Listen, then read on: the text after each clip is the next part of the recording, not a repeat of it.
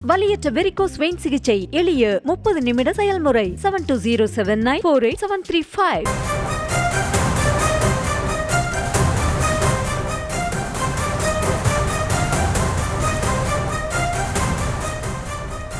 பொன்னேரி அருகே ரயில்வே சுரங்கப்பாதையில் தேங்கிய வெள்ளத்தால் வாகன ஓட்டிகள் கடும் அவதிக்கு உள்ளாகி இருக்கின்றனர். கூடுதல் விவரங்களை செய்தியாளர் யுகந்தர் வழங்க கேட்கலாம். யுகந்தர் வணக்கம், முழு விவரங்கள் என்ன? நிச்சயமாக திருவள்ளூர் மாவட்டம் திருவாயூர்பாடி பிரதான சாலை இது. இச்சாலையானது பொன்னேரியிலிருந்து பழையற்காடு செல்லும் சாலை இது. இச்சாலையை சுற்றி பாத்தீங்கன்னா 58க்கும் மேற்பட்ட கிராமங்கள் இருக்கின்றன. மழை பெய்து வருவதால் ரயில்வே சுரங்கப்பாதை அடியில் தண்ணீரானது தேங்கி வருவது வழக்கமாகவே கொண்டு வருகிறது. இந்த நிலையில் இன்று காலை அதிக அளவு மழை பெய்ததால் தண்ணீரானது குளம் போல் தேங்கி நிற்கிறது. 2 சக்கர வாகனங்கள் 4 சக்கர வாகனங்கள் அமரர் உறுதி மாட்டிக்கொண்டு சிக்கலில் இருந்த இன்னலையும் நாம் ஒளிபரப்பியிருந்தோம். இதையும் பார்த்து வருகிறோம். இந்த நிலையில் இந்த தண்ணீரானது 2 மோட்டார் பைப்புகளை வைத்து வெளியேற்றப்படுகிறது.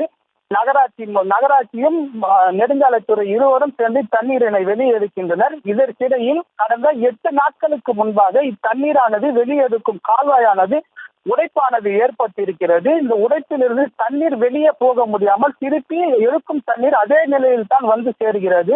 இது இவர்களுடைய அலட்சிய காரணமே இதுக்கு காரணம் என வாகன ஓட்டிகள் தெரிவிக்கின்றனர். நகராட்சியும் நெடுஞ்சாலைத்துறையினரும் உரிய 8 நாட்களுக்கு முன்னதாக இந்த மழைநீர் வடிகால் கால்வாய் உடைப்பு ஏற்பட்டதை சரி செய்திருந்தால் தண்ணீரானது விரைவில் வெளியேற்றப்பட்டிருக்கலாம். இது ஒரு புறம் இருந்தாலும் மழைநீர் கால்வாய்களை சுத்தமாக தூர்வாராத நிலையில் பொன்னேரி அம்பேத்கர் சிலையிலிருந்து புதிய பேருந்து வரும் நிலையிலும் காத்தட தண்ணீரானது சாலை முழுவதுமாக தெரிவித்து வருகிறது. இதிலும் வாகன ஓட்டிகள் ஆமை வேகத்தில் செயல்படும் பணிகளானது நகராட்சி குப்பை கூலங்களாகவே காணப்படுகிறது. நகர் முழுவதும் இதனை துரிதமாக மழை நின்றாலாவது இதற்கான விரிவான நடவடிக்கை எடுக்கப்படுமா என வாகன ஓட்டிகளும் பொதுமக்களும் தெரிவிக்கின்றனர். விவரங்களுக்கு நன்றி யுகந்தர். வலியற்ற வெரிகோஸ் வெயின் சிகிச்சை எளிய 30 நிமிட செயல்முறை 7207948735.